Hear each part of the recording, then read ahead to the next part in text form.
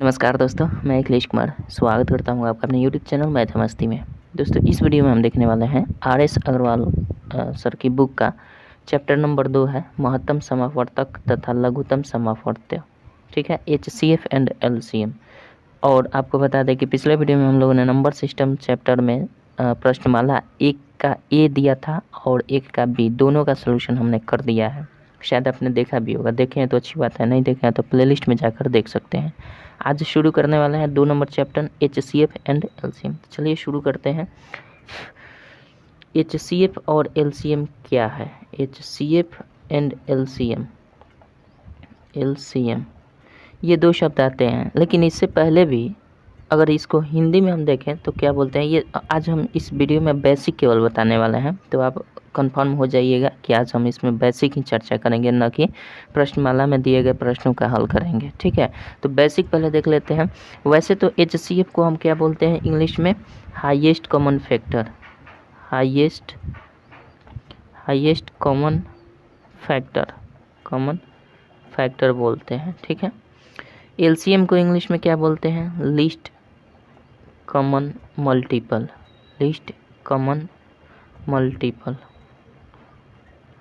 ठीक है, इसमें हम बेसिक चीज़ों को समझेंगे। इसको अगर हिंदी में कहें तो लिस्ट का मतलब होता है लघुत्तम मतलब सबसे छोटा। कॉमन माने समापवर्त्य, कॉमन मल्टीपल का मतलब समापवर्त्य कह सकते हैं। ठीक है, अब ध्यान दीजिएगा, इसमें थोड़ा सा हिंदी में भी लिखने में ध्यान देने वाली बात होती है। ये बेसिक चीज़ है, इससे कोई वास्ता नहीं है वैसे आपके चैप्टर का सलूशन करने में, बट ये जानकारी आपको रखनी चाहिए। हाईएस्ट कॉमन फैक्टर का इंग्लिश में हिंदी में मीनिंग होता है महत्तम, थोड़ा सा देखिएगा लिखावट में, महत्तम समापवर्तक। अंतर दोनों में समझने वाली बात है। यहाँ पे समापवर्त्य लिखे हैं, यहाँ पे समापवर्तक लिखे हैं। ठीक है, इन दोनों में अंतर होता है। अब इसको हम खंडित करके चलेंगे।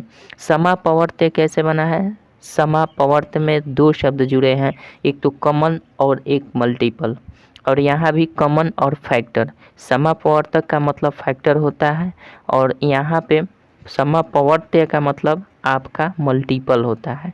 यानी इसको हम समापवर्त्य ना समझकर अब हम थोड़ा सा इसको डीपली अध्ययन करते हैं।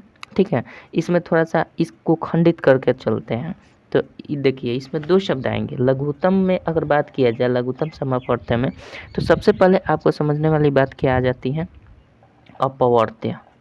अपवर्त्य में ही तो समा लगा दिए हैं तो समापवर्त्य हुआ है, तो अपवर्त्य पहले समझने वाली बात है। ठीक है, फिर उसके बाद समझेंगे समापवर्त्य। फिर इसमें हमें क्या समझना है? उसके बाद आ जाएगा लघुत्तम समापवर्त्य।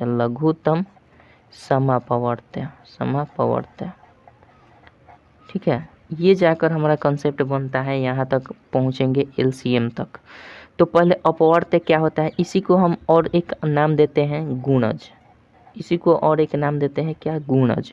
ठीक है, और इसी में समापवर्त्य लगा देते हैं। जब समा लगा देते हैं, इसमें अपवर्त्य लगा देते हैं तो समापवर्त्य बन जाता है।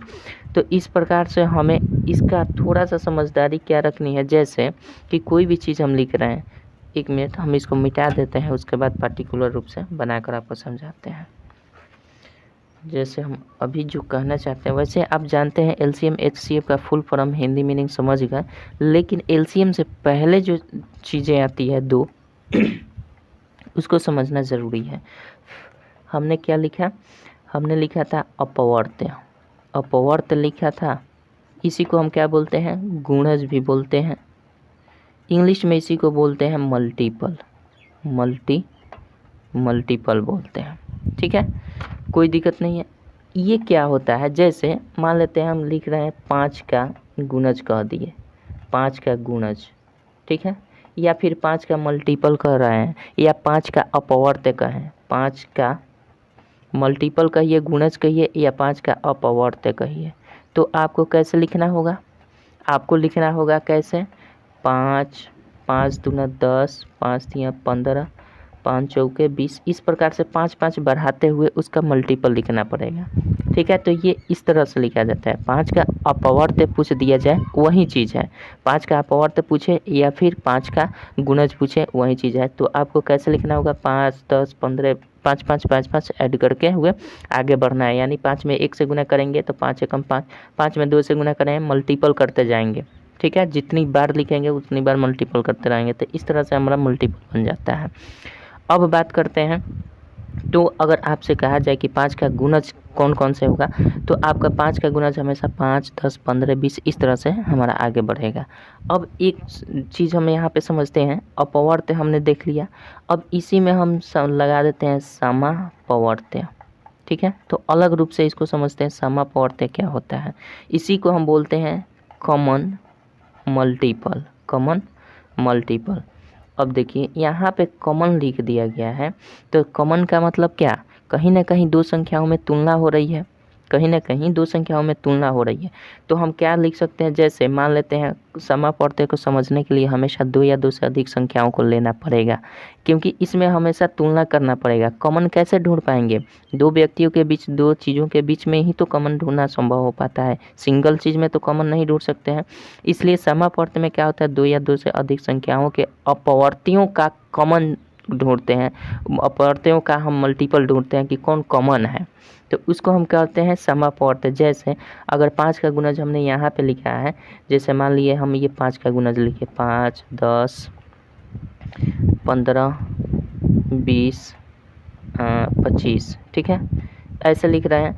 और हमने एक लिख दिया 10 का, मान लीजिए मल्टीपल लिख रहे हैं, तो 10 हो जाएगा, 20 हो जाएगा, 30 हो जाएगा, 40 हो जाएगा, 50 हो जाएगा, ऐसे डॉट डॉट आगे बढ़ता रहेगा।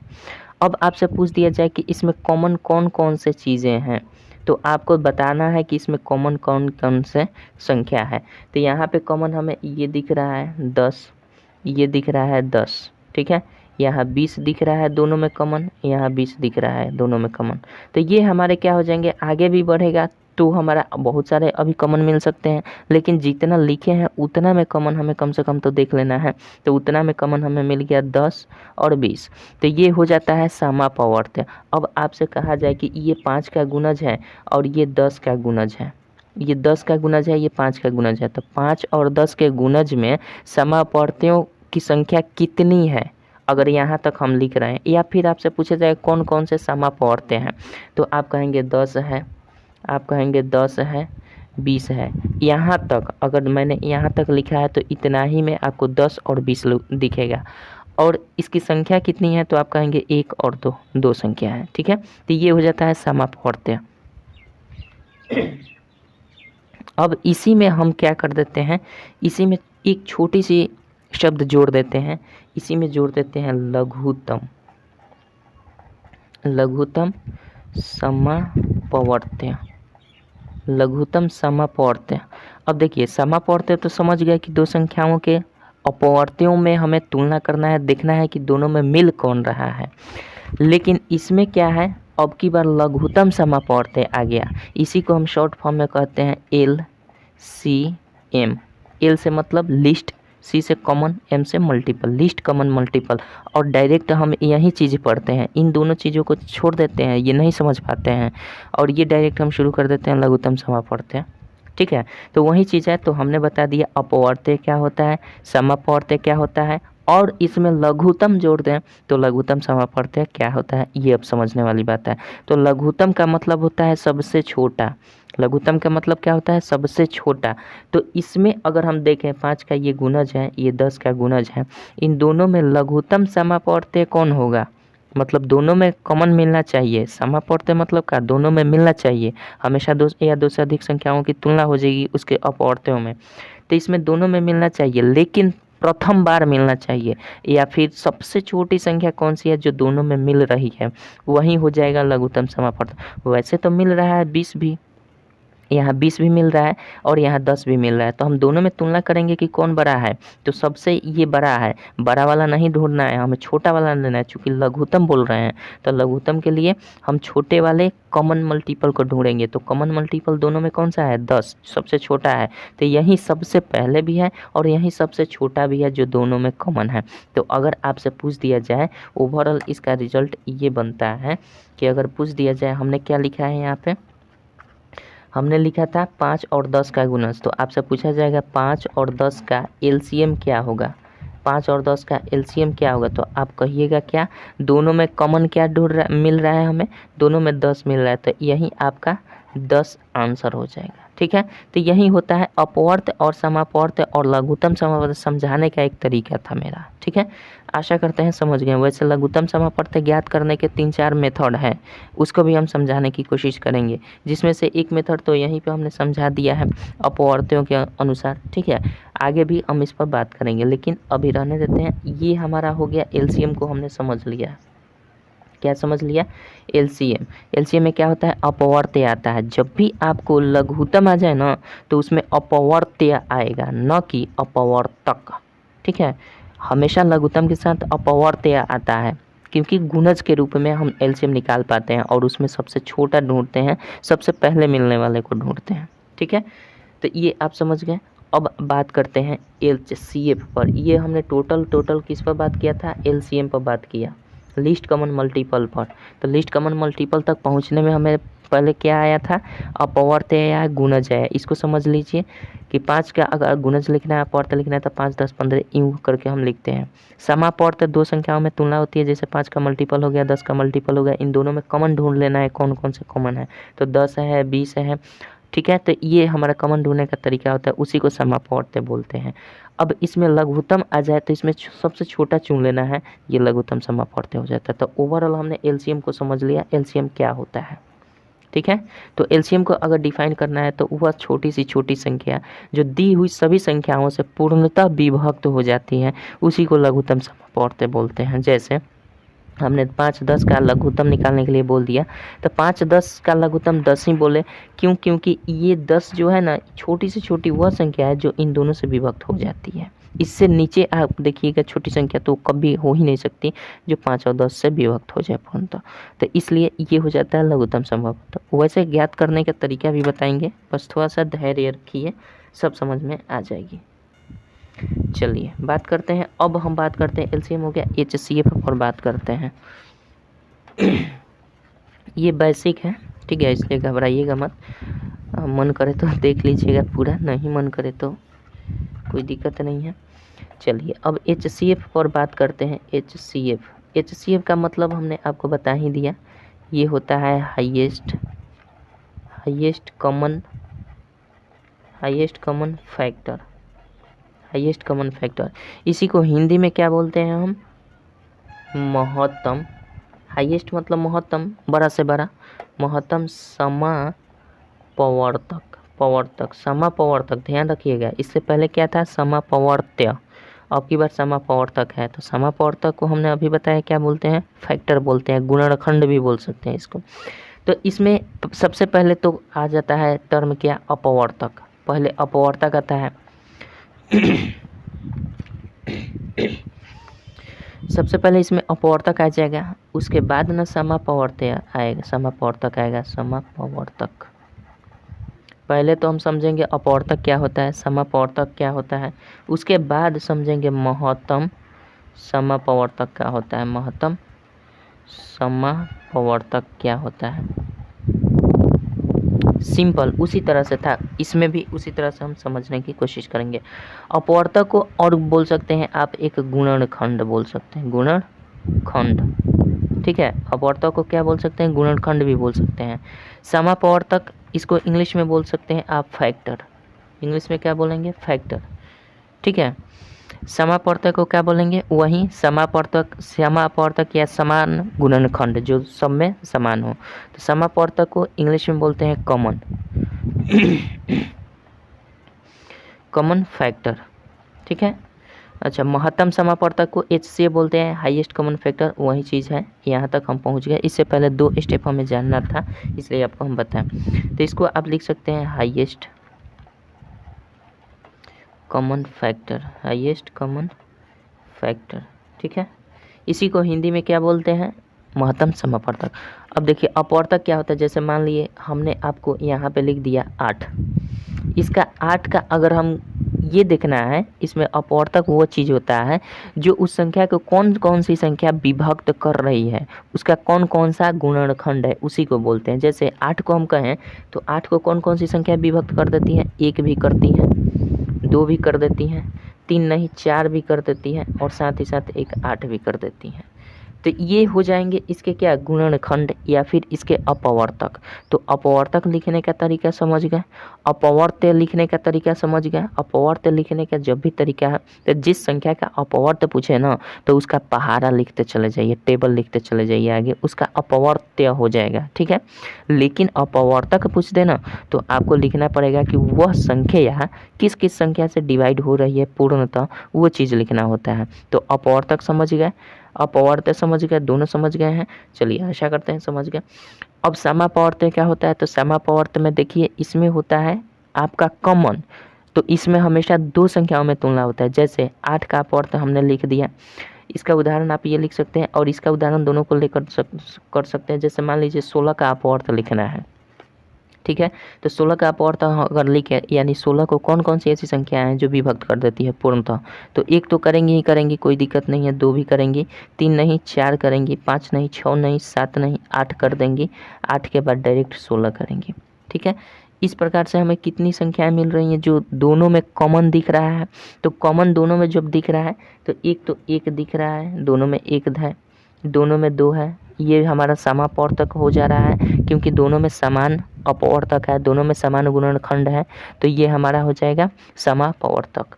4 भी दिख रहा है, 4 भी दिख रहा है, 8 भी दिख रहा है, 8 भी दिख रहा है। तो आप कहेंगे कि इसमें अपवर्तकों की संख्या जो है टोटल 4 है, 1 2 4 8, टोटल 4 है। कौन कौन सी है, तो आप लिखेंगे 1 2 4 और 8। यही समापवर्तक की संख्या है 4, और कौन कौन सी है 1 2 4 8, ठीक है। तो ये आप समझ गए अपवर्तक या गुणनखंड, समापवर्तक, ये 2 टर्म समझ गए। अब आ जाता है इसी में महत्तम समापवर्तक क्या है, ठीक है। तो इसी में अगर हम तुलना करते हैं महत्तम समापवर्तक की, तो देखिए महत्तम सबसे बड़ी, महत्तम का मतलब क्या होता है, सबसे बड़ी संख्या, यानी महत्तम दोनों में मिलता तो है, दोनों में मिलना चाहिए, लेकिन वह सबसे बड़ी संख्या होनी चाहिए। तो 1 बड़ी संख्या है नहीं, 2 बड़ी संख्या नहीं, 4 बड़ी संख्या नहीं, 8 बड़ी संख्या दिख रही है जो अंततः मिल रहा है और सबसे बड़े संख्या मिल रहा है। तो अंततः हमारा 8 मिला और सबसे बड़ी संख्या के रूप में 8 आया। तो आप कहेंगे कि 8 और 16 का HCF अगर आपसे पूछा जाए, HCF यानी महत्तम समापवर्तक हाईएस्ट कॉमन फैक्टर, तो आप क्या कहेंगे, इसके अपवर्तक के अनुसार हम अभी बता रहे हैं, तो ये क्या कहेंगे, आप कहेंगे कि 8 ही मिल रहा है दोनों में, अंततः जो मिल रहा है कॉमन, वो बड़ी सी बड़ी संख्या कॉमन क्या मिल रही है 8, तो आपका 8 हो जाएगा। वैसे इसका तरीका होता है कि 2-3 तरीके होते हैं जिसके माध्यम से आप निकाल सकते हैं HCF या महत्तम समापवर्तक हाईएस्ट कॉमन फैक्टर, जिसको आप ध्यान में रखना पड़ेगा। अब बात करते हैं कि इसको हम कैसे निकाल पाएंगे। अब तो समझ गए HCF क्या होता है, LCM क्या होता है, दोनों समझ गए। HCF में कौन कौन से टर्म आते हैं, अपवर्तक या गुणनखंड, समापवर्तक, महत्तम समापवर्तक, ठीक है। तो ये घटक आपको याद रखना पड़ेगा, ये जो चीज़ मैंने अभी बताया, अपवर्तक क्या होता है, समापवर्तक, इसी से तो बना है महत्तम समापवर्तक। यहाँ तक पहुँचे में हम डायरेक्ट क्या पढ़ लेते हैं, महत्तम समापवर्तक हाईएस्ट कॉमन फैक्टर, ये चीज़ पढ़ते हैं। इसी को हम बोलते हैं GCD भी, GCD, ठीक है। GCD इसको भी बोलते हैं। G से ग्रेटेस्ट, G से होता है ग्रेटेस्ट, C से होता है कॉमन, ठीक है, और D से होता है divisor, divisor, greatest common divisor, मतलब सबसे बड़ा कॉमन यानी समान जो दोनों में मिले और वो डिवाइड कर दे, डिविज़र हो, भाजक हो, तो सबसे महान या सबसे बड़ा भाजक, कॉमन भाजक जो सभी संख्याओं को डिवाइड कर दे, उसी को बोलते हैं GCD भी, इसको बोलते हैं ग्रेटेस्ट कॉमन डिविज़र, ठीक है। तो आपको HCF का दूसरा नाम पूछा जा सकता है क्या है, तो GCD भी कहीं कहीं आपको देखने को मिल जाएगा, इसका फुल फॉर्म याद रखिएगा, ठीक है। चलिए अब बात करते हैं इसके तरीके क्या हुआ निकालने के लिए। LCM और HCF दोनों को ज्ञात करने के तरीकों को समझेंगे। चलिए इसको मिटा देते हैं, आशा करते हैं समझ गए होंगे। तो यहाँ पर तो हमने एक तरीका आपको बता ही दिया, अपवर्तक माध्यम से आप कैसे निकाल सकते हैं किसी भी संख्या का आप एलसीएम या एचसीएफ। अब बात करते हैं एचसीएफ एलसीएम निकालने का तरीका। एलसीएम निकालने के तरीके, एलसीएम निकालने की विधि, एलसीएम निकालने की विधि 2-3 तरीके होंगे। पहला नंबर 1, पहले तो आप भाग विधि से निकाल सकते हैं आसानी से, भाग विधि, ठीक है। एलसीएम आप भाग विधि से निकाल सकते हैं। एलसीएम को आप गुणनखंड विधि से निकाल सकते हैं, गुणनखंड विधि से निकाल सकते हैं, गुणनखंड विधि से निकाल सकते हैं। उसके बाद अपवर्त्य विधि से, अपवर्त्य, जब भी एलसीएम की बात करें ना तो अपवर्त्य विधि आप इसमें लगाइएगा। अपवर्त्य विधि से जब भी एलसीएम की बात करें तो अपवर्त्य विधि लगाना है, न कि अपवर्तक। एलसीएम जब भी कहे तो अपवर्त्य कहेंगे, ठीक है, न कि अपवर्तक। बहुत सारे लोग कंफ्यूज भी हो जाते हैं। इसमें हम क्या कहते हैं, लघुत्तम समापवर्तक कह देते हैं, लेकिन गलत है, लघुत्तम समापवर्त्य होता है, ठीक है। चलिए 4 नंबर देखेंगे ट्रिक से। ट्रिक क्या कहता है, ट्रिक से कैसे हमें समझ पाएंगे कि उसको निकालना है। तो जैसे मान लेते हैं, एक उदाहरण के तौर पर हम ले लेते हैं 8, 16 और ये हमारा 24 ले लेते हैं, ठीक है। 8, 16, 24 का जैसे मान लीजिए हमें एलसीएम निकालना है, तो पहला विधि अगर हम बात करें पहले विधि की, तो इसका नियम होता है 8, 16, 24 को ऐसे लिख दीजिए और इसका हम क्या करते हैं, कम से कम छोटी संख्या से हम देखते हैं जिसमें 2 संख्या कम से कम डिविज़र हो जाए, मतलब डिविजिबल हो जाए। तो ऐसे हम 2 से करेंगे तो कम से कम 2 संख्या तो इसमें तो विभक्त हो ही जाएंगी, अधिक से अधिक जितनी भी हो जाए कोई दिक्कत नहीं, कम से कम 2 संख्या उस संख्या से डिवाइड हो जाना चाहिए पूर्णतः। तो 2 से करेंगे तो 2 चौके 8, 2 से करेंगे 2 8 16, 2 से करेंगे 24, 12 दूना 24 होता है। फिर आगे हम बढ़ेंगे, 2 से करेंगे तो 2 दूना का 4, 2 चौके 8, 2 से करेंगे 6, ठीक है। फिर 2 से करेंगे 2 एकम 2, फिर आ जाएगा आपका 2 दूना का 4, 2 3 6। ये हमारा तरीका हो गया। अब नहीं जाएगा तो हम क्या करेंगे, अब जितनी भी हमारा फैक्टर अंततः भाजक बचा हुआ है, ये हमारा ये तो भाजक हो गया, और ये जितने भी क्या बोलते हैं इसको, भागफल बोल देंगे। अंततः ये जो बचा है, चूँकि इससे इसमें भाग दिए तो ये भागफल है ना बचा है, तो ये भागफल हो गए और ये भाजक हो गए। इनको हम क्या करते हैं, मल्टीपल कर देते हैं, सिंपल। तो एलसीएम बराबर हमारा क्या हो जाता है, इसको करेंगे 2 गुना 2 गुना 2 और ये फिर गुना 2 और गुना 3 करेंगे। तो 2 दूना का 4, दूना का 8, दूना का 16, 3 48, यानी आपका क्या हो जाएगा, इसका एलसीएम जो होगा 48 हो जाएगा। इसको बोलते हैं भाग विधि, और भाग विधि से हम इसी प्रकार से निकाल पाते हैं किसी भी संख्या का एलसीएम, ठीक है। ये हमारा रहा भाग विधि। अब देखते हैं गुणनखंड विधि से हम कैसे निकाल पाते हैं। चलिए, गुणनखंड विधि से अगर निकालना चाहें इसी सवाल को तो हम कैसे कर सकते हैं। विधि चेंज हो गया, अब की बार गुणनखंड विधि से देखते हैं। जैसे गुणनखंड विधि से देखने के लिए हमने क्या बताया, 8, 16 और 24 का निकालना है ना, तो सबसे पहले हम सबका फैक्टर कर लेते हैं। तो 8 का फैक्टर करेंगे तो कितना हो जाएगा, 2 से जाएगा, 2 चौके 8, 2 से जाएगा 2 दूना का 4, फिर 2 से जाएगा 2 एकम 2, यानी ओवरऑल इसका हमें क्या दिख रहा है, हम ऐसे यहाँ पे लिख सकते हैं। यहाँ पे हम लिख देते हैं, ऐसा कर देते हैं। पहले इसको भी फैक्टर कर लेते हैं 16 का। 16 करेंगे 2 से हो जाएगा 2 8 16, 2 से करेंगे 2 चौके 8, 2 से करेंगे 2 दूना 4, 2 से करेंगे 2 एकम 2, छोड़ देते हैं। 24 का भी कर लेते हैं। 24 से करेंगे तो 2 12 दूना 24। तरीका हम केवल बता रहे हैं, शॉर्ट ट्रिक हम आपको बताएंगे कैसे करना है। 2 से करना है, 2 6 12, 2 से करेंगे 3 हो जाएगा, अब नहीं जाएगा।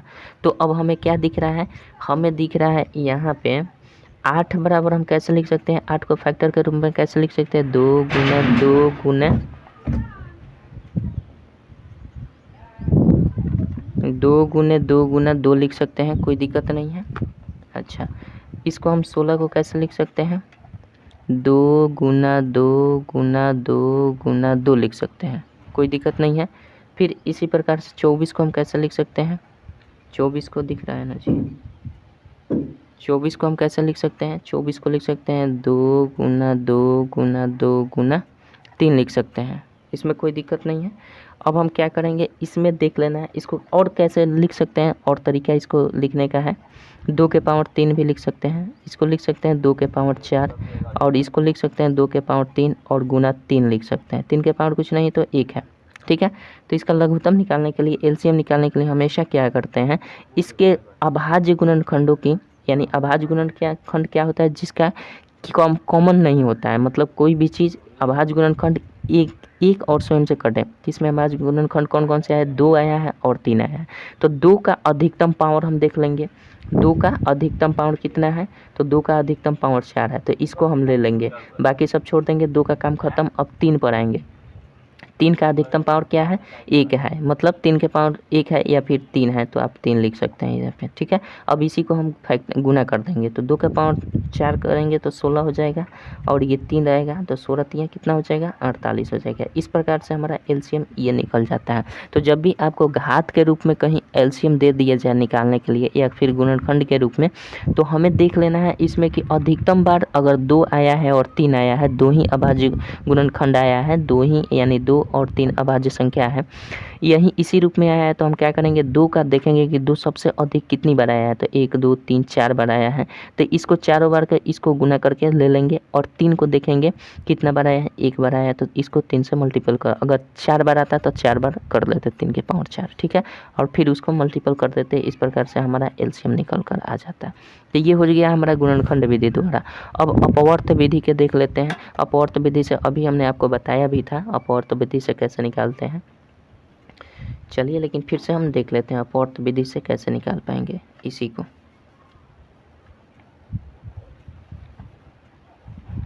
देखिए, अपवर्त विधि से निकालने के लिए हम सबसे पहले क्या करते हैं, 8 था, 16 था, 24 था। अब इसका अपवर्त हमें लिखना है। अपवर्त मतलब क्या, जब भी हमने आपको बताया कि अपवर्त कह दें या फिर आपका अपवर्त कह दे या फिर गुणज कह दें, तो हम लिख देते हैं इसका पहाड़ा, टेबल लिखते हैं। 8 का 8, 8 दूना 16, 8 3 24, 8 चौके 32, 8 5 40, 8 6 48, 8 7 56, 8 8 64। जहाँ तक मतलब आपको थोड़ा कॉमन दिखने लगे तहाँ तक हमें लिखना पड़ेगा। अभी इतना हम लिख कर छोड़ देते हैं। 16 का लिखेंगे, ये थोड़ा सा लॉन्ग प्रोसेस हो जाता है, लेकिन इससे बहुत कम लोग यूज़ करते हैं, लेकिन मेथड जानना चाहिए। 16 का करेंगे, 16 दूना 32, 16 तिया 48, 16 चौका 64। अब देखिए यहाँ पे 48 मिल गया, यहाँ पे 48 मिल गया, हमें दिख रहा है कहीं ना कहीं इसमें 48 मिल रहा है। 16 पचे 80, 16 छक 96, रहने देते हैं यहीं पे, हमें लगता है कि मिल जाएगा। 24 का करेंगे तो 24 से कम 24, 24 दूना 48, 24 तिया 72, 24 चौका 96, 24 पचे 120, यहीं तक रहने देते हैं। अब देख लीजिए इसमें कोई भी पहले जो कॉमन मिले तो वो पहली संख्या कॉमन मिलने वाली 48 ही है, इससे पहले कोई है नहीं। 24 इसमें है, नहीं है, इसमें 24 है, यहाँ पे है लेकिन इसमें नहीं है, तो कॉमन नहीं हुआ। अब देखिए यहाँ 24 नहीं हुआ तो फिर बाकी सब का कोई सवाल ही नहीं बनता है। इसलिए सबसे पहले या फिर सबसे छोटी संख्या जो मिल रही है वो 48 ही मिल रही है। इसके बाद भी कॉमन मिल सकता है, आगे लिखते जाएंगे इसका अपवर्त तो मिल सकता है आगे, लेकिन उससे मतलब है हमें छोटी सी छोटी संख्या का मतलब है। आगे लिखेंगे तो बड़ी बड़ी संख्या ना मिलेगा, 48 से बड़ी संख्या मिलेगा, तो उसको नहीं लेना है, हमें छोटी सी छोटी संख्या मिलता है हमेशा एलसीएम में, क्योंकि एलसीएम का डिफिनीशन होता है कि वो छोटी सी छोटी संख्या जो दी गई सभी संख्याओं से विभक्त हो जाती है, उसी को हम बोलते हैं एलसीएम, ठीक है, लिस्ट कॉमन मल्टीपल। तो यहाँ से हमारा एलसीएम बराबर क्या हो जाएगा, एलसीएम 48 हो जाएगा। इस तरीके से हम निकालते हैं अपवर्त विधि से, ठीक है। अच्छा, अब ये हमने देख लिया अपवर्त विधि से। अब ट्रिक से देखते हैं कैसे हम निकाल पाएंगे इसका एलसीएम।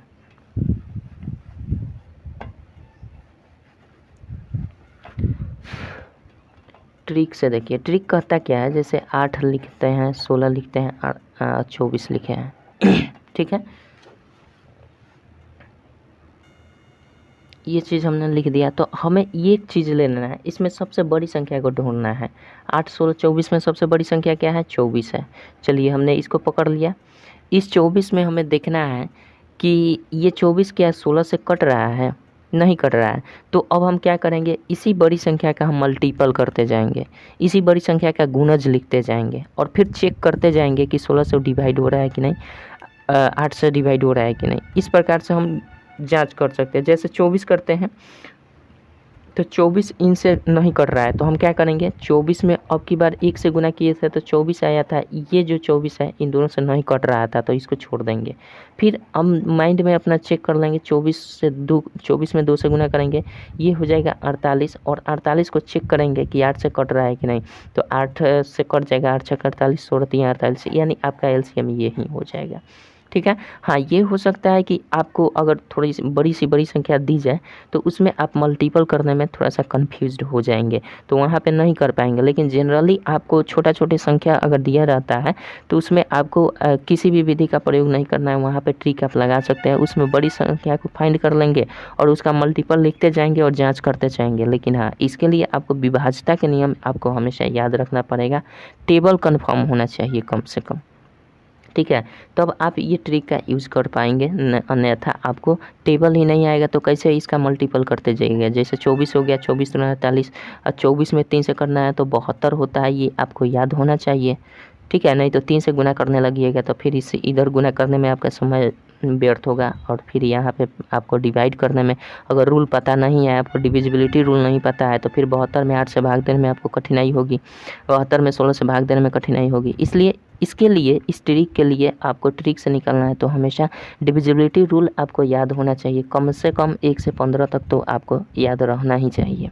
ठीक है, बाकी तो आप उसका अभाज्य गुणनखंड करके किसी भी संख्या का आप कर सकते हैं, जांच कर सकते हैं।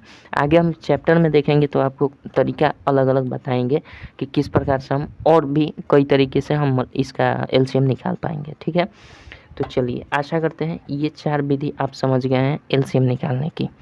अब बात करते हैं एचसीएफ कैसे निकाल पाएंगे। इन एचसीएफ में निकालने के ये 4 तरीके हैं, उसको भी देख लेते हैं। ठीक है, यहाँ पे हम चेंज कर देते हैं, केवल एलसीएम कर देते हैं, हो जाएगा हमारा।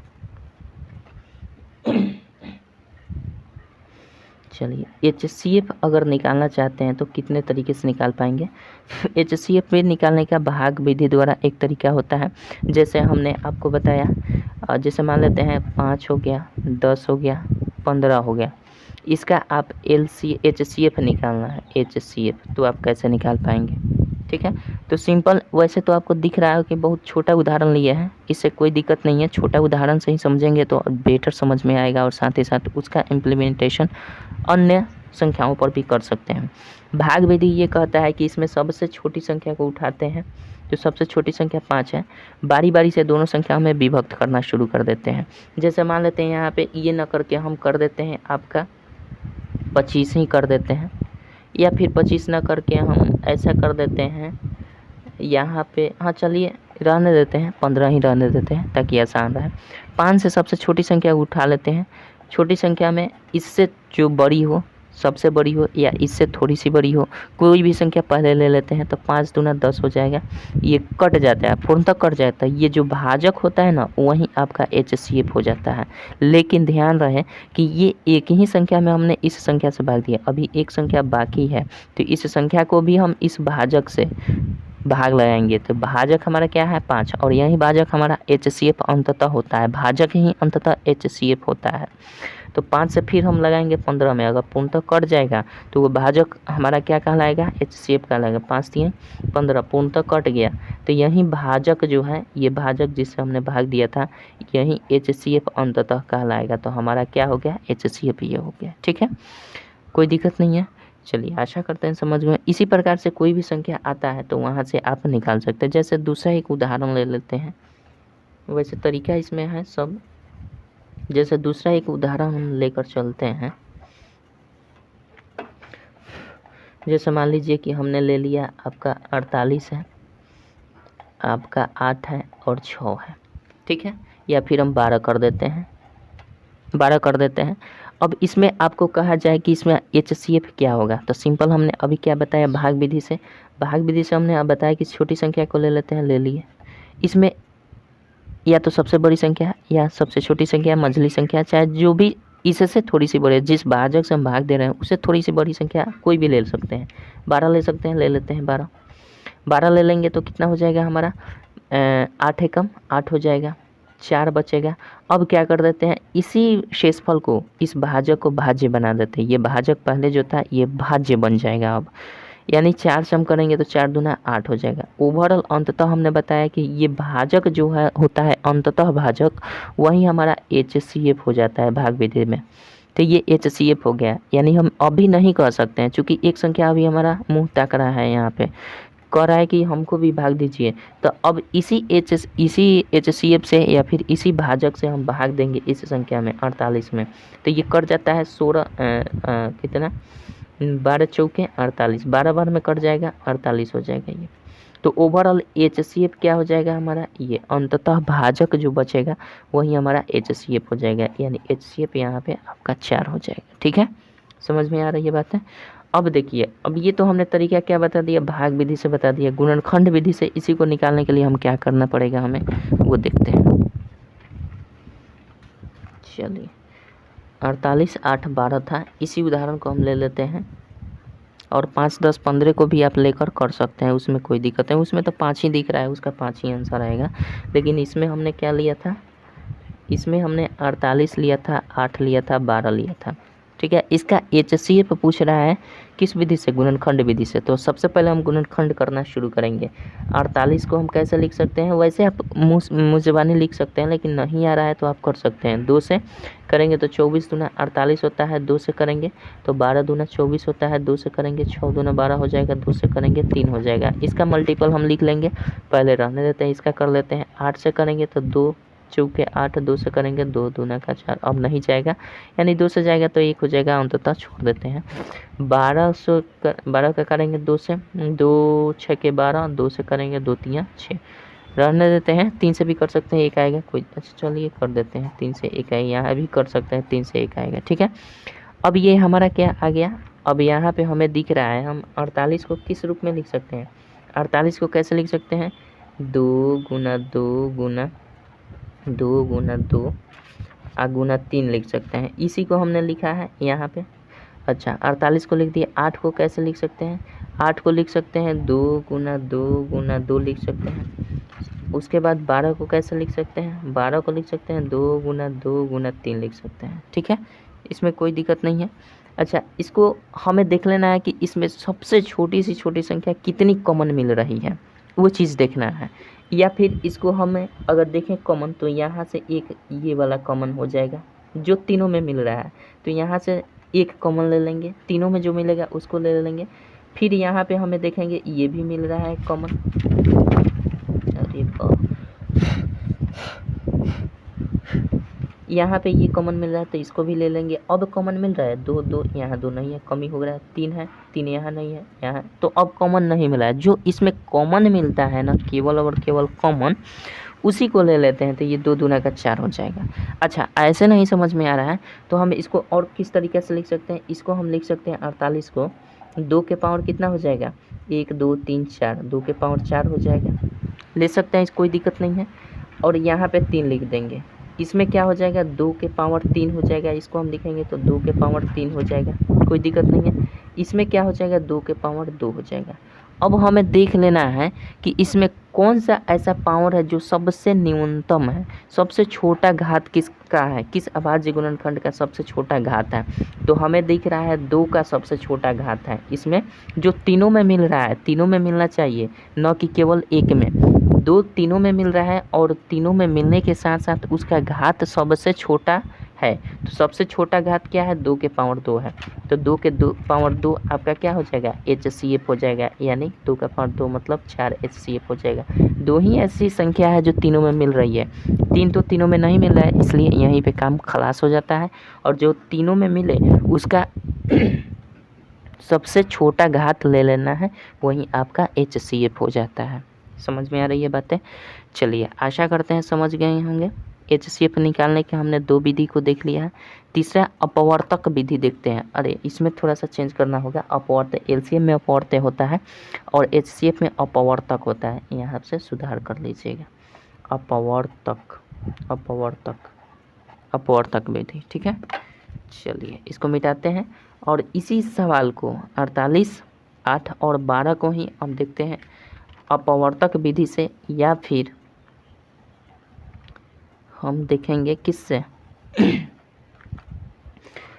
चलिए, जैसे हम क्या था 48 था, 8 था और 12 था, 8 था और 12 था।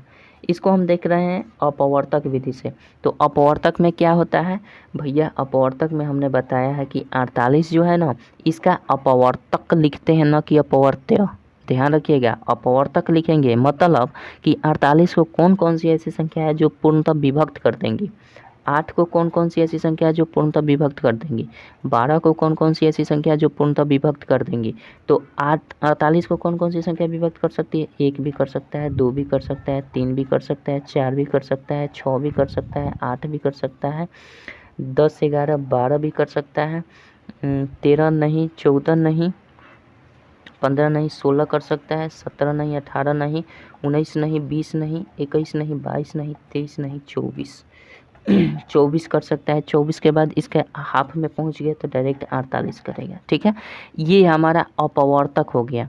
मतलब 1, 2, 3, 4, 6, 8, 12, 16, 24, 48 से 48 विभक्त हो जाता है पूर्णतः। इसके अतिरिक्त कोई भी संख्या नहीं है जो 48 को विभक्त कर दे। 8 को कौन कौन सी संख्या विभक्त करती है, 1, 2, 4, 8, यही 4 संख्या है इसका अपवर्तक जो इसको विभक्त करती है। 12 को कौन कौन सी संख्या, 1 कर सकती है, 2 कर सकती है, 3 कर सकती है, 4 कर सकती है, 6 कर सकती है और 12 कर सकती है। इसके अतिरिक्त कोई भी ऐसी संख्या नहीं है जो 12 को पूर्णतः विभक्त कर दे। अब इसमें हमें देखना है कि सबसे बड़ी वह कौन सी संख्या दिख रही है जो तीनों में कॉमन दिख रहा है, तीनों में कॉमन मिल रहा है, बड़ी सी बड़ी संख्या। तो यहाँ पे हमें 1 तो तीनों में मिल रहा है भैया, 1 तो तीनों में मिल रहा है, लेकिन अगर इसके अतिरिक्त और कोई संख्या बड़ी न मिले तो यही आंसर हो जाएगा। लेकिन देख लेते हैं 2 भी मिल रहा है, तो अभी तक हमें संभावना दिख रहा है कि 2 भी हो सकता है। लेकिन आगे भी देख लेते हैं, 3 मिल रहा है, 3 तो यहाँ है, इसमें नहीं है, छोड़ देंगे। 4 इसमें है, 4 इसमें है, 4 इसमें भी है, तो इससे भी 12 मिल गया। तो भैया हम इस छोटे वाले को क्यों लेंगे, 1 और 2 को छोड़ देंगे। अब हमारा मिल गया 4। अब 8 देख लेते हैं, तीनों में मिल रहा है, 8 यहाँ है, यहाँ इसमें नहीं है, तो भैया कामे खलास से, यानी 8 नहीं मिल रहा है। अभी तो इसमें है ही नहीं जो कॉमन हम देख पाएँ। तो कम सबसे बड़ी सी बड़ी संख्या आपका क्या हो जाएगी, 4, 4, 4, यानी आपका HCF जो होगा 4 होगा। इसके अतिरिक्त कोई नहीं होगा, क्योंकि यहाँ संख्या खत्म हो गई, इसका मल्टीपल यहीं तक सीमित हो गया, 8 मिल ही नहीं रहा है, तो आगे कोई संख्या है ही नहीं जिसके बारे में इसके बारे में हम सोच पाएँ। तो यहीं पे ख़त्म हो जाता है। तो सबसे बड़ी संख्या वो मिल गई कौन सी, 4, जो इन सब का HCF हो जाएगा। ठीक है, तो इस तरीके से हम निकालते हैं HCF किस विधि से, अपवर्तक विधि से निकालते हैं। ठीक है, ट्रिक क्या कहता है, ट्रिक ये कहता है कि कॉमन सेंस यहाँ लगाना पड़ेगा। ट्रिक में कॉमन सेंस लगाना पड़ेगा भैया, आपको देखना पड़ेगा जांच करके कि कौन सी ऐसी संख्या है, जैसे मान लेते हैं 48 है, 8 है, 12 है, तो इसमें कम से कम जो छोटी संख्या दिख रही है ना, इसी को हम लेंगे, छोटी संख्या को पहले ले लेंगे, इस छोटी संख्या से भाग लगाएंगे। इसके एलसीएम में क्या होता था, बड़ी संख्या लेते थे और फिर देखते थे बाकी संख्याओं से भाग लगाकर उस बड़ी संख्या में कि एलसीएम उससे पूर्णतः विभक्त हो रहा है कि नहीं। अगर हो जाता तो वही बड़ी संख्या एलसीएम हो जाता। लेकिन इसमें क्या ट्रिक लगाना है कि इसमें छोटी संख्या देखना है, इस छोटी संख्या से बाकी सब संख्याओं में भाग लगाकर देखना है कि ये हो रहा है कि नहीं, भाग लग रहा है कि नहीं, सब में नहीं लग रहा है। तो हम एक काम करते हैं, इससे छोटी संख्या लेते हैं 4 का मल्टीपल, यानी जैसे मान लेते हैं कि हम 8 को कैसे लिख सकते हैं, 8 4 गुना 2 भी लिख सकते हैं। अब इसमें हम देखेंगे इस संख्या से कि ये संख्या इन सब को विभक्त कर रही है कि नहीं। अगर कर दे तो क्या हो जाएगी, हमारा वही संख्या ये हो जाएगी। वैसे 2 भी कर रहा है, इन सभी संख्याओं को 2 भी विभक्त पूर्णतः कर रहा है, लेकिन 2 तो छोटी संख्या हो गई ना। हमें लेना है बड़ी संख्या, महत्तम समापवर्तक निकालना है भैया, तो महत्तम संख्या लेंगे ना, बड़ी संख्या लेंगे। तो 4 से हमारा दोनों में दिख रहा है, इन तीनों में 4 से भाग लग जाएगा, इसमें भी लग जाएगा, इसमें भी लग जाएगा, इसमें भी लग जाएगा। तो यही 4 एक ऐसी संख्या है जो तीनों को विभक्त कर देंगे। ठीक है, तो इस तरीके से आप ट्रिक लगाकर कर सकते हैं। कोई भी संख्या है उसमें आपको छोटी संख्या को पकड़ना है, उसका गुणनखंड कर लेना है, उसमें देख लेना है कि उसका कौन सा ऐसा गुणनखंड है जो सबको विभक्त कर रहा है, तो वही आपका HCF हो जाएगा। तो ये आपका ट्रिक है, आप इसका यूज कर सकते हैं। अगर आपका सेंस अधिक तेज काम कर रहा है तो आप कर सकते हैं। तो वैसे ट्रिक इसमें सबसे आसान इसमें विधि है भाग विधि। ठीक है, एलसीएम निकालने के सबसे आसान विधि है भाग विधि।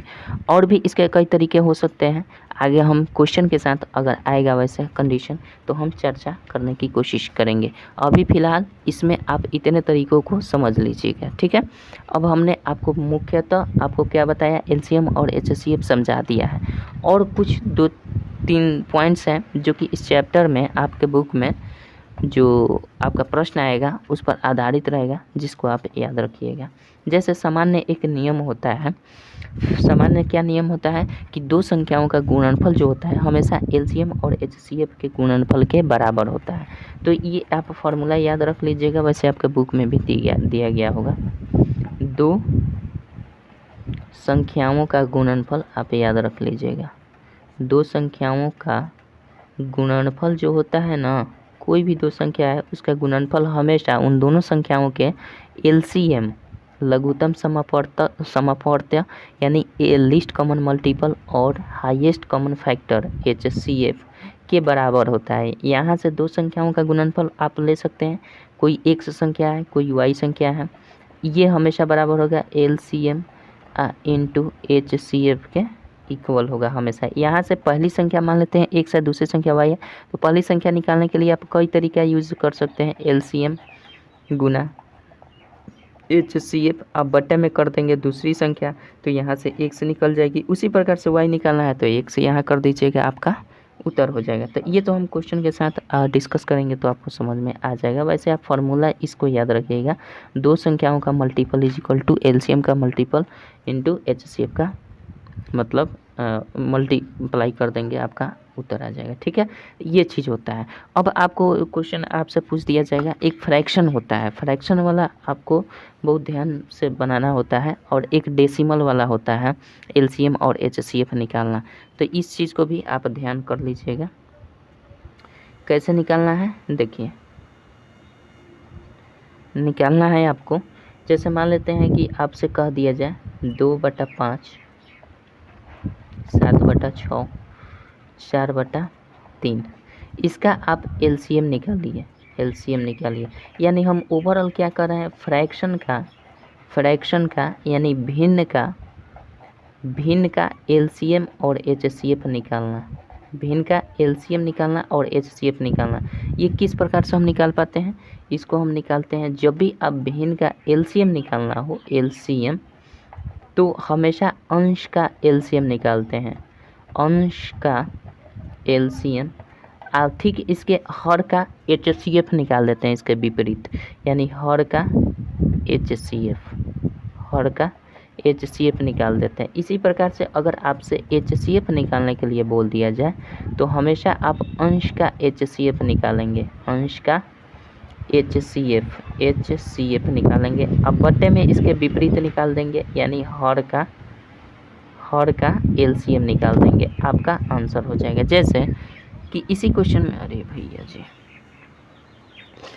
जैसे कि इसी क्वेश्चन में अगर देखना है तो एलसीएम निकालना चाहते हैं, तो इसमें हम क्या करते हैं, इसका 2 7 4 का हम एलसीएम ले लेंगे। तो 2 7 4 का एलसीएम क्या दिख रहा है, सबसे हमें देख लेना है, बड़ी संख्या 7 है भैया। 7 में क्या होगा, 7 में इन सबसे भाग लगेगा, नहीं लगेगा, किसी से नहीं करे, तो हम 7 का मल्टीपल करना शुरू करेंगे। तो 7 एकम 7 नहीं जाएगा, 7 दूना 14, 14 में 4 से भाग लगेगा, नहीं, आगे बढ़ेंगे, 7 चौके 28, 7 चौके 28 हो जाएगा, 28 में सबसे भाग लग जाएगा, बिल्कुल लग जाएगा, तो 7 चौके 28 हो जाएगा। तो यानी हम कर देंगे, इसका एलसीएम क्या हो जाएगा, 28 हो जाएगा, ठीक है। ऐसे नहीं करना चाहते हैं तो सिंपल आपको क्या बोलते हैं, भाग विधि आपको पता है, तो 2 7 4 भाग विधि से आप निकाल दीजिए एलसीएम। 2 से जाएगा तो 2 एकम 2, 2 7 रह जाएगा, 2 दूना का 4, ये क्या हो जाएगा, 7 दूना 14 दूना 28, तो ओवरऑल 28 ही आ रहा है। तो इस प्रकार से आप एलसीएम अंश का निकाल देंगे, अंश का क्या निकाल देंगे, इस प्रकार से एलसीएम निकालना है। तो हमने एलसीएम निकाला, तो अंश का एलसीएम कितना आया हमारा, आ गया आपका 28, 28 ऊपर हो जाएगा, और नीचे हर का एचसीएफ निकालना है। तो इसमें कॉमन कौन सा सबसे छोटी संख्या इसमें कौन सी है, 3 है।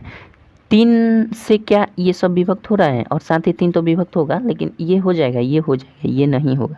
तो 3 से छोटी संख्या और देखना है, तो 3 से 2 देखते हैं, 2 से ये होगा, नहीं होगा, 1 होगा, बिल्कुल 1 से होगा। तो इसका एलसीएम एचसीएफ जो होगा 1 ही होगा, ठीक है।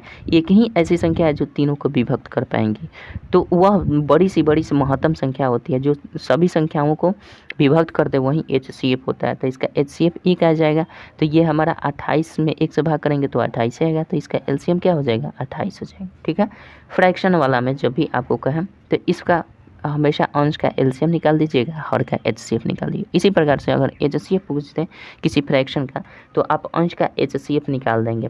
तो 2, 7, 4 में HCF सबसे छोटी संख्या पहले पकड़ते हैं, 2 से ये सब विभक्त हो जाएगा, नहीं होगा तो हम 2 से छोटी संख्या देखेंगे, तो 2 से 1 आएगा, तो 1 तो सबसे विभक्त हो जाता है, इसका HCF ऊपर वाला का क्या हो जाएगा, 1 हो जाएगा। और नीचे वाला का LCM पूछ रहा है, तो नीचे वाला का अब LCM कैसे निकाल पाएंगे, नीचे वाला का LCM सबसे बड़ी संख्या को देखेंगे, सबसे बड़ी संख्या क्या है भैया, 6 है। 6 का मल्टीपल करते जाएंगे, 6 दूना 12, 12 5 से कटेगा नहीं, 6 से 12 हो जाएगा, 36, 18, 6 चौके 24, 6 पचे 30, 30 से 30 में सबसे भाग लग जाएगा बिल्कुल, तो इसका LCM क्या हो जाएगा, 30 हो जाएगा। यानी सबसे 6 का मल्टीपल करते जाएंगे और सबका चेक करते जाएंगे कि किससे विभक्त हो रहा है पूर्णतः।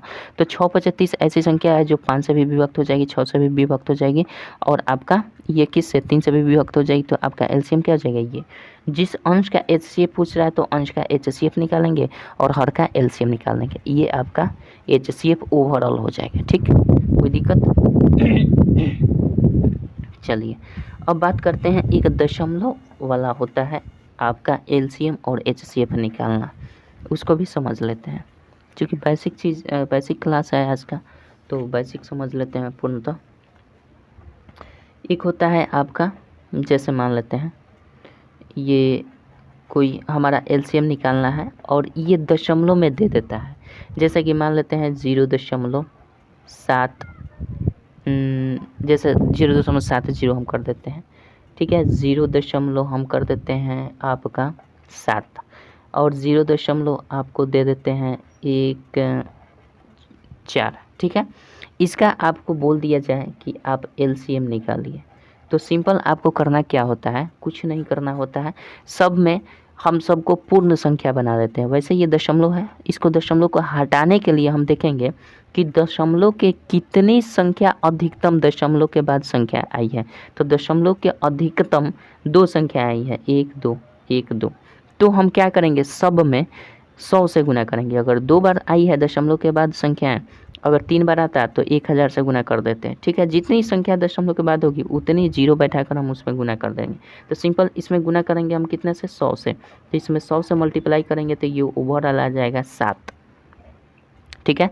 इसमें 100 से अगर गुना करेंगे तो ये आ जाएगा हमारा 7, और इसमें फिर 100 से गुना करेंगे तो ये जानते हैं कितना आ जाएगा, 70 आ जाएगा।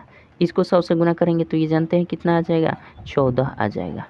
यानी पूर्णतः हमारा क्या आ जाएगा, कैसे आएगा, अब आपको कन्फ्यूजन होता होगा, तो देखिए ये तो 70 ऑलरेडी था ही, 70 ऑलरेडी था, इस पर 00 बैठाना था, ठीक है, 00 बैठा देना था और 2 अंक के बाद दशमलव अब दे देना है, तो 2 अंक के दशमलव बाद देंगे तो यहाँ पे आ जाएगा, तो ये क्या हो जाएगा, 70 हो जाएगा, कोई दिक्कत नहीं है। अच्छा यहाँ पे हमारा क्या हो जाएगा, यहाँ पे हमने लिखा है 70, कैसे, यहाँ पे 7 है, 7 पर कितना 0 बैठाना है, 2 0, तो 2 0 बैठा दिया, दशमलव कितने अंक के बाद देना है, 1 अंक के बाद, तो 1 अंक यहाँ दे दिया, तो यहाँ 70 आ गया, कोई दिक्कत। अच्छा यहाँ पे अगर हम करना चाहें 14 है, तो 14 को कैसे कर देंगे, 14 पर 00 बैठाना है, चूँकि 100 से गुना करेंगे तो 00 बैठा देंगे, 2 अंक के बाद दशमलव देना, 2 अंक के बाद यहाँ कर देंगे, तो ओवरऑल पूर्ण संख्या क्या आएगी, 70 आई, 70 आई, और फिर हमारा 14 आया। अब हम क्या करेंगे, 70 70 14 का LCM निकाल लेंगे। 70 70 14 का LCM निकालेंगे तो हमें दिख रहा है सबसे बड़ी संख्या क्या है, 70। 70 में हम मान लेते हैं कि LCM 70 ही होगा, तो 70 में अब हम चेक करेंगे इस 70 से भाग लग जाएगा, बिल्कुल लग जाएगा, 14 से लग जाएगा, 14 पचे 70 बिल्कुल लग जाएगा, तो इसका ओवरऑल LCM क्या हो जाएगा, 70 होगा, इसका ओवरऑल LCM 70 होगा। लेकिन ये 70 पूर्ण संख्याओं का LCM हुआ, हमने जिस 100 से मल्टीपल किया था ना, मल्टीप्लाई किया था इन सभी दशमलव को हटाने के लिए, अब वहीं LCM में हम क्या करेंगे, 100 से भाग कर देंगे, तो ये ओवरऑल क्या आ जाएगा, 0.7 इसका 7 0 कहिए या 0.7 इसका LCM हो जाएगा। यानी ओवरऑल आपका LCM क्या होगा, ये होगा। तरीका ये होता है, चाहे कोई भी संख्या आ जाए आपको तरीका यही होगा, सबसे पहले आपको अधिकतम देख लेना है, दशमलव के बाद कितनी संख्या है, उतनी संख्या में अगर 2 बार आया है तो 100 से गुना करेंगे, अगर 3 बार आता है यहाँ पे कुछ और आ जाता तो 3 बार मल्टीप्लाई कर 1000 से गुना करते हैं, अगर 4 बार आता है तो 4 बार से गुना करते हैं, मतलब 1 पर 4 जीरो देकर गुना कर देते हैं और इस प्रकार से पूर्ण संख्या बना लेते हैं। पूर्ण संख्या का ये निकाल देते हैं, लघुत्तम निकाल देते हैं। फिर अंततः जिस संख्या से हम सेम संख्या से गुना किए थे उसी संख्या से हम भाग दे देंगे, हमारा एलसीएम निकल कर आ जाता है। सेम यही प्रक्रिया होता है आपका HCF में भी, ठीक है। यही प्रक्रिया होता है HCF में भी। जैसे कि हम अगर HCF निकालने की सोचें तो कैसे निकाल पाएंगे। जैसे मान लीजिए कि आपसे कहा जा रहा है ये 0.24 है और ये 2.4 है और फिर आपसे 0.64 है, ठीक है। इसका आपसे कह दिया जाए कि एलसीएम निकालिए, तो आप सिंपल क्या करेंगे, हमें दिख रहा है अंततः कितनी दशमलव का कितनी बार संख्याएं हैं, 2 ही संख्याएं हैं, अधिकतम 2 ही। तो हम इसमें 100 से मल्टीप्लाई करना शुरू करेंगे, सब में 100 से मल्टीप्लाई कर देंगे, 100 से, ताकि ये पूर्ण संख्या बन जाए। अब 100 से मल्टीप्लाई सेम संख्या से गुना करता मैं, ये नहीं कि इसमें हम 10 से गुना कर देंगे, 10 से भी करेंगे तो पूर्ण संख्या बन जाएगा, लेकिन नहीं, सेम संख्या से गुना करना पड़ेगा, ठीक है। तो ये 100 से करेंगे तो ये टोटल 24 लिख देंगे, डबल जीरो बैठा देंगे, 2 अंक के बाद दशमलव देना है, ये टोटल 24 आ गया। इसमें करना है तो 24 पर डबल जीरो बैठा देंगे, दशमलव कितने अंक बाद, 1 अंक के बाद करना है, तो यहाँ पे कर देंगे तो ये 240 हो गया, ठीक। चलिए अब इसमें हम करेंगे 64 है तो 64 पर डबल जीरो बैठा देंगे, 2 अंक के बाद दशमलव तो नहीं, यहाँ पे आ गया। हमारे पास ओवरऑल क्या पूर्ण संख्या के रूप में आया, 24 आया, 240 आया, फिर 64 आया, ठीक है। अब इसका हम HCF निकालेंगे। अब HCF निकालने के लिए हम भाग विधि का यूज करेंगे। तो सबसे छोटी संख्या 24 दिख रहा है, 24 से क्या इसमें भाग लग जाएगा, बिल्कुल लग जाएगा 240 में, तो ये 10 बार में 240 हो जाएगी, पूर्णतः कट गया हमारा। अभी तक HCF 24 मिल गया।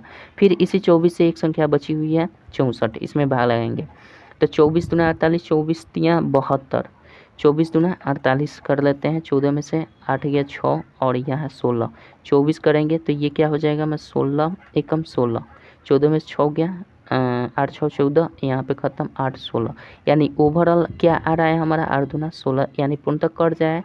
आ क्या रहा है भैया, 8 आ रहा है, यानी हमारा HCF जो आया 8 आया। अब इस 8 में हमने जितनी भी सेम संख्या से गुना किया था इसमें हम 100 से भाग कर देंगे, अंततः जो रिजल्ट आएगा 0.08 आपका आंसर हो जाएगा, ठीक है। यही HCF आपका हो जाएगा। इस तरीके से हम दशमलव वाले संख्याओं का HCF निकालते हैं, जो कि आपके बुक में कहीं आगे देखने को मिल सकता है। प्रश्नमाला का हल करेंगे तो वहाँ देखने को कहीं मिल सकता है। आशा करते हैं कि समझ गए होंगे। इतनी बेसिक तो आपको कम से कम LCM और HCF में आनी ही चाहिए, ठीक है। बाकी क्वेश्चन के साथ हम तरीके समझेंगे। बहुत सारा अभी कंसेप्ट है, प्रत्येक क्वेश्चन के साथ अलग अलग कंसेप्ट लगेंगे, सब कुछ कवर करना इसमें पॉसिबल नहीं है। क्वेश्चन के साथ करेंगे तो और मज़ा आएगा। तो क्वेश्चन के साथ भी बहुत सारे कंसेप्ट देखेंगे। ज़रूरी नहीं है कि इतना ही कंसेप्ट आपका पूरे चैप्टर को ख़त्म कर दे, वैसे भी RS में बहुत अल्प ही दिया रहता है आपका कंसेप्ट पर बातें, ठीक है। तो चलिए मिलते हैं नेक्स्ट वीडियो में आपको प्रश्नमाला हल करते हुए, और उसमें प्रत्येक प्रश्नमाला का कंसेप्चुअल सॉल्यूशन हम देने वाले हैं। तो और साथ ही साथ ट्रिक के साथ भी आपको बताएंगे कि किस क्वेश्चन को शॉर्टली आप कर सकते हैं, ठीक है। चलिए मिलते हैं नेक्स्ट वीडियो में, तब तक के लिए जय हिंद जय भारत।